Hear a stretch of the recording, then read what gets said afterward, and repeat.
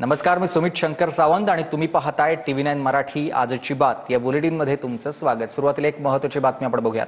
दहशतवाद्यांना मदत करणाऱ्या आरोपीचा मृत्यू झालेला आहे। दहशतवाद्यांना अन्न आणि रसद पुरवल्याची आरोपीने कबुली दिलेली होती।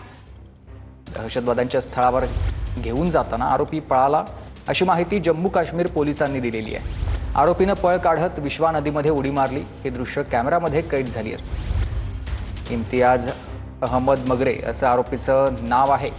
3 मे रोजी त्याला ताब्यात घेण्यात आलेलं होतं आणि दरम्यान पहलगाम हल्ल्यातल्या दहशतवाद्यांशी आरोपीचा संबंध आहे। या सगळ्याचा तपास सध्या पोलिसांकडून सुरू झालेला आहे।